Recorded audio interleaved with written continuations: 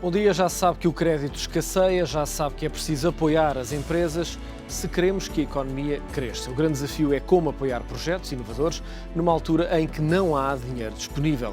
É o tema principal desta Comissão Executiva. São convidados Helena Mena, responsável pelo microcrédito do Banco Milénio, também Rui Leão Martinho, bastonário da Ordem dos Economistas, Joaquim Miranda Sarmento, professor do ISEG, e Paulo Pinto, presidente da DIF-Broker. Agradeço aos quatro a vossa presença nesta Comissão Executiva.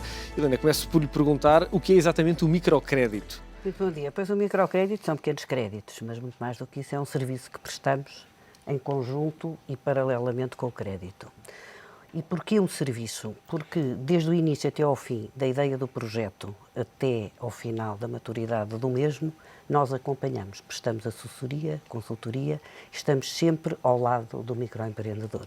Estamos com eles todos os dias, ao ponto de eles chegarem ao fim de todo este processo a pensarem que somos realmente parceiros do negócio e parceiros do projeto dele. É difícil, não é fácil avançarem com os projetos e é necessário para eles terem uma coragem muito grande, uma força de vontade muito grande, porque toda esta parte do financiamento e do acompanhamento que fazemos baseia-se em duas coisas.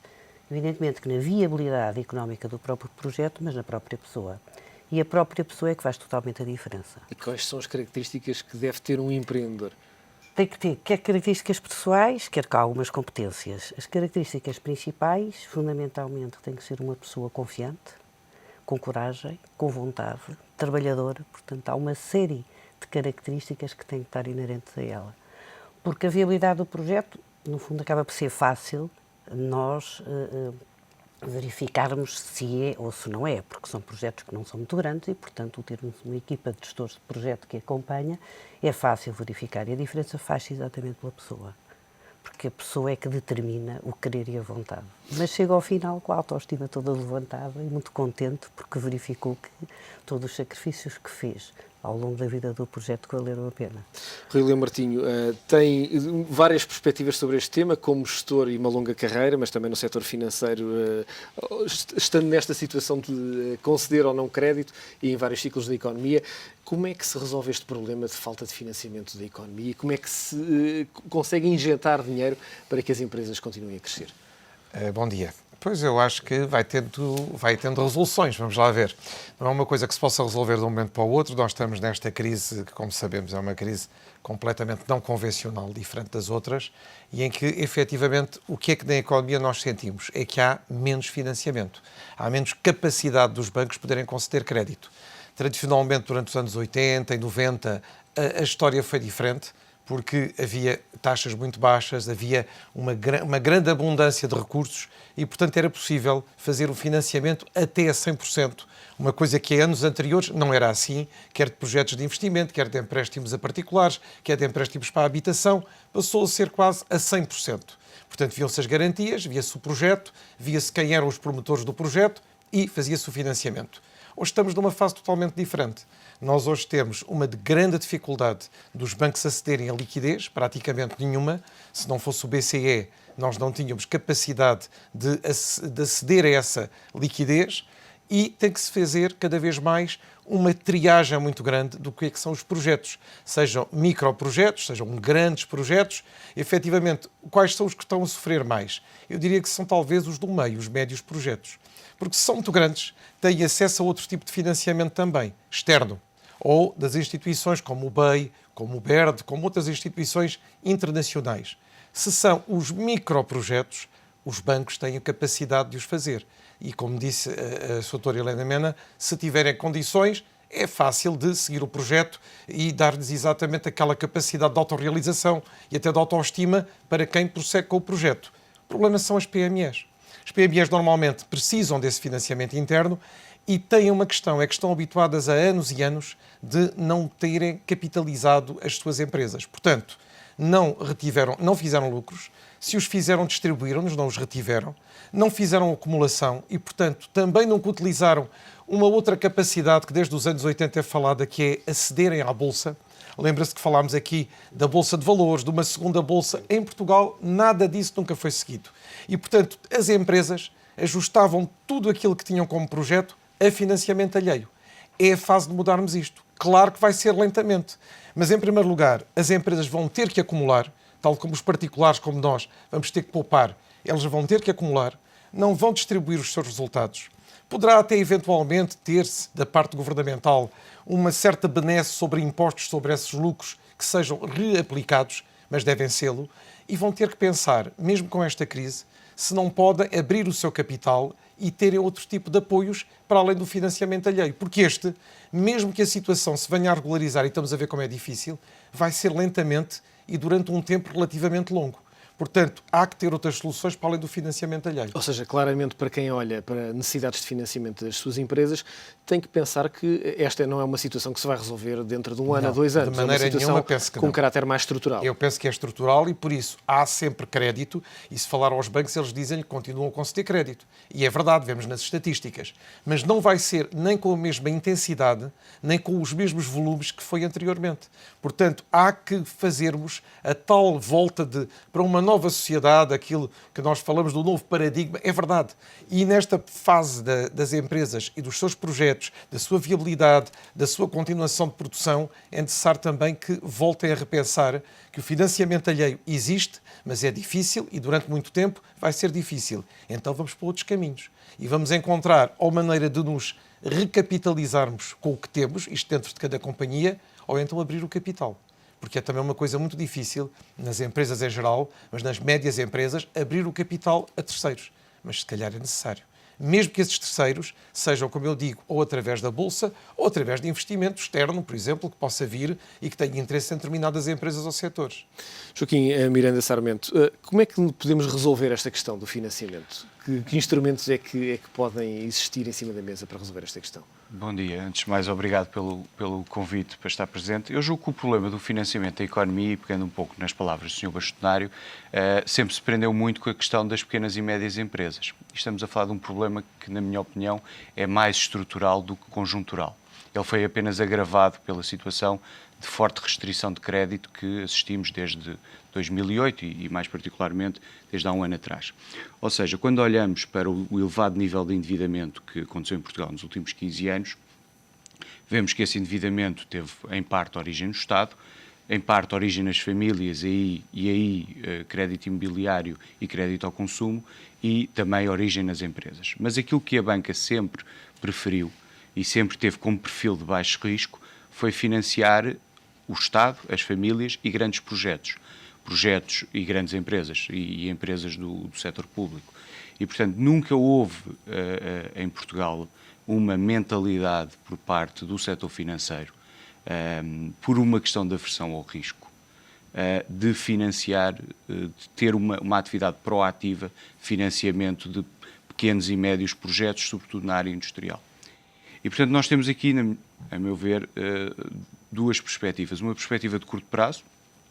Temos que resolver rapidamente o problema de liquidez das empresas. Não podemos ter situações de empresas que até podem produzir e exportar, mas que estão a ter dificuldades em se autofinanciar, portanto, necessidades de fundo de maneio para adquirir matérias-primas ou para fazer pagamentos de curto prazo. Sendo que algumas dessas empresas têm encomendas firmes e, portanto, Exatamente. muitas vezes não conseguem responder porque não conseguem ter liquidez ou financiamento para comprar, nomeadamente, os produtos que precisam. E são empresas que muitas vezes também têm lucros e têm uma operação estável e a correr, mas têm necessidades de fundo de maneio e os seus sócios neste momento, porventura, também estarão descapitalizados e têm dificuldade em aceder a aplicações de financiamento de curto prazo. E, portanto, há que responder rapidamente, e aí eu acho que o acordo da Troika falha de uma forma clamorosa, responder a muito curto prazo a esta necessidade para não matar o doente com a cura, como se costuma dizer. E depois há que pensar a médio e longo prazo como é que vamos mudar o nosso sistema financeiro para deixar de estar ancorado nas famílias, ou apenas ancorado nas famílias, nas grandes empresas e no setor público, para passar a financiar também as PMEs, sobretudo o setor industrial e o setor agrícola. E essa mudança também de paradigma é que tem que ser pensada a médio e longo prazo. Paulo, quando olhamos para aquilo que é a base de financiamento da nossa economia, verificamos que a Bolsa tem vindo a ter um papel cada vez menor, parece-me a mim. Há, de facto, esta questão de financiamento puramente bancário, de haver muito pouca intervenção dos acionistas, nomeadamente através de suprimentos ou aumentos de capital. A Bolsa foi perdendo aqui algum, digamos, papel ativo. Porquê que em Portugal aconteceu isto? Não foi digamos, as empresas, ou o mercado, ou ambos, ou o setor financeiro, os vários players destes vários setores não conseguiram tornar o mercado de capitais mais atrativo? Rui, eu creio que é fundamentalmente uma questão cultural. Tem a ver com duas questões fundamentais.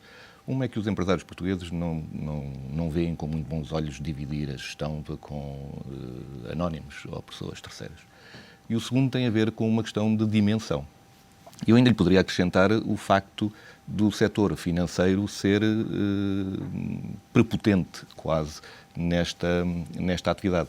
Porque não existe, aliás, para que exista acesso ao mercado financeiro para cotação, por exemplo, normalmente isso é feito através de uma instituição financeira, de um banco de investimento ou de um banco comercial. E, portanto, o banco não vê interesse em que as empresas se possam financiar para custo zero, podendo financiá-las a um custo qualquer mais um spread. Mas isso também, permita-me interrompê-lo, acontecia porque o preço do dinheiro era muito baixo. Digamos, havia quase um incentivo para que essa fosse a melhor opção. Havia muito dinheiro e havia dinheiro barato. É verdade. Portanto, de facto, não havia um grande estímulo a outras soluções. É verdade. E, portanto, digamos, para que não há bela sem senão, estas situações que estão neste momento a acontecer, que são realmente dramáticas para o tecido empresarial português, têm essa vantagem. Podem ser uma oportunidade. De aguçar o engenho e, portanto, obrigar a que as pessoas optem por outras soluções alternativas. Aliás, esta questão do mercado de capitais parece-me a mim absolutamente essencial, porque nós vivemos uma crise de crédito. E não é Portugal que vive uma crise de crédito, é o mundo que vive uma crise de crédito. É o sistema monetário que nós temos que existe na base do crédito. Portanto, se não houvesse crédito neste momento, na realidade não haveria dinheiro. Portanto, e esse é o problema que nós temos em termos estruturais. É que nós temos que reduzir o montante de crédito e, portanto, vamos ter que reduzir esse mesmo dinheiro que existe em circulação e vamos ter que tomar uma outra noção de um conceito que nós nos esquecemos ao longo destes últimos tempos, que é a noção de risco, justamente. Eu acho, aliás, curioso como hoje o BCE veio dizer que o Estado português não deveria ter um papel ativo nas instituições financeiras, provavelmente já com o receio de que o Estado venha a influenciar as instituições financeiras para conceder crédito.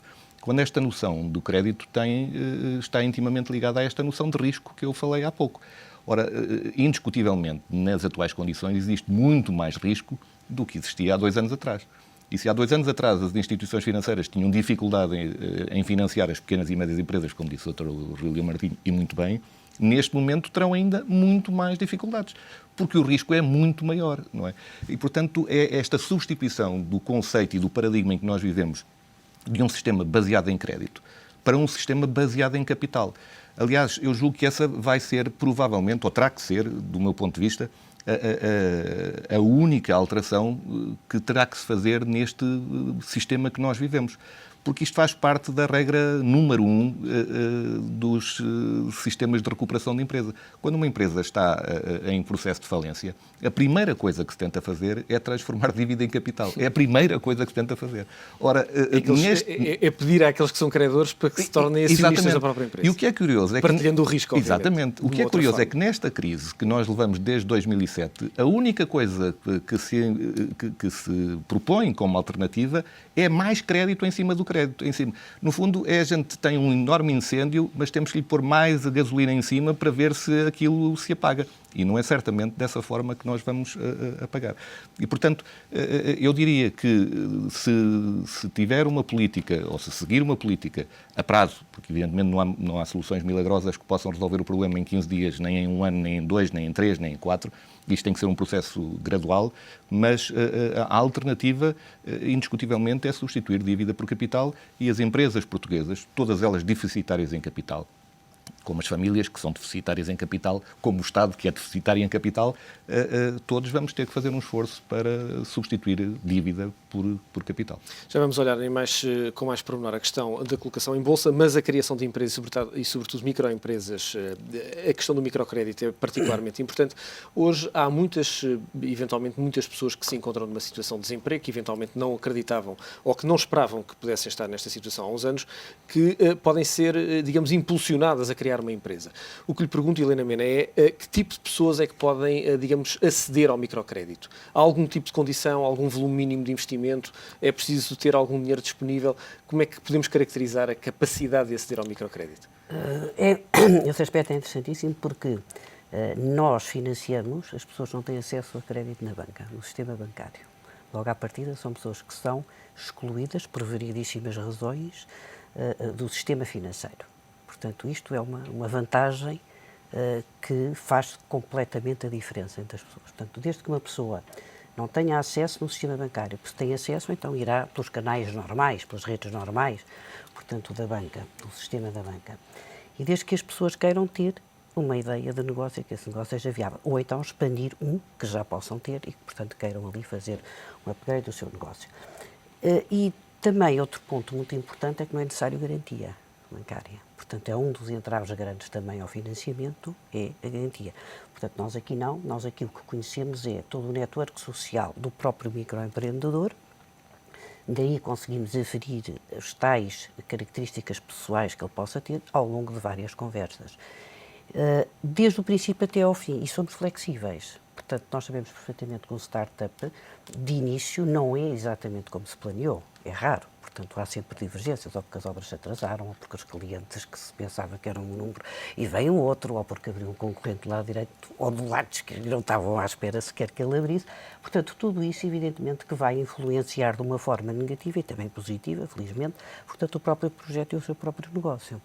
E aí nós estamos, mais uma vez, não é com mais capital, como dizia, mas estamos exatamente, ou reestruturamos, ou flexibilizamos, ou damos alguns meses de carência, portanto, tudo isto estamos a colaborar. Portanto, uma das formas, possivelmente para as pequenas empresas, porque os startups é das coisas que têm maior risco em termos de financiamento, é exatamente não só o acompanhamento por parte da banca e dos seus colaboradores, de um relacionamento muito estreito e efetivo no próprio negócio, e também a flexibilidade que possamos ter ao reestruturar, ao redimensionar, mas pode não ser seguramente por mais capital, mas estarmos ali sempre perto e a colaborar. Nós, inclusivamente, desde o início, que vamos ao local do projeto, vamos ver aonde é que quer, e aí também podemos, mais uma vez, aconselhar. Porquê? Porque há sempre a tendência a dizer, não, vamos abrir uma loja, vamos abrir este negócio num grande centro comercial, porque é muito melhor, é muito mais apetecível. E nós muitas vezes sugerimos que não, uma vez até pode fazer. Porque existe alguma frieza da equipa que acompanha o projeto, que muitas vezes há uma ligação emocional a alguns elementos por parte do empreendedor. Há muito envolvimento nesse aspecto, porque estão muito ligados, porque conhecem, eu costumo dizer sempre por graça, que só não sabem o telefone do cão. Porque de resto, toda a envolvente é conhecida, quase que antecipamos o não incumprimento. Está a ver? E, portanto, podemos atuar de imediato. E isto é fundamental para que as coisas possam ter sucesso. E repare, nós temos um sucesso que anda à volta de 85%. Claro que temos alguns casos de insucesso, evidentemente, mas temos uma taxa de sucesso muito grande e temos um incumprimento muito baixo. E a razão é essa, quer dizer, é o estreito relacionamento que nós temos com o próprio promotor do projeto. Para quem nos está a ver, eventualmente possa ficar com o desejo de ter mais informação, que tipo de projetos é que ssão financiados, que dimensão, que dinheiro é que é financiado, ou a partir de que montantes, ou até que montantes? Na Europa, o microcrédito está, portanto, não vai além dos 25 mil euros por pessoa. Nós aqui temos um produto, vá lá, em que podemos financiar 25 por pessoa, podendo ser vários os promotores desse projeto, logo poderá multiplicar. Mas devo-lhe dizer que o financiamento médio anda à volta dos 11 mil euros. Andava nos 9, 11 mil, há muitos capitais próprios, ou seja, o que é que estes microempreendedores muitas vezes fazem? Se estão no desemprego, e temos à volta de 40%, portanto as pessoas estão no desemprego, vão 40% buscar... dos empreendedores que recorrem estão no desemprego? Temos muitos no Portanto, quase desemprego. metade. Outros, quer dizer que nós não contabilizamos completamente como desemprego, mas há o casal, um está, o outro não está, e evidentemente que em todos, portanto, para a vida familiar fazia falta os 2 salários, não é? Dos dois cônjuges. Se há um que fica desempregado, também tem que recorrer a isto e o outro pode ajudar. Portanto, temos todas estas realidades, não é?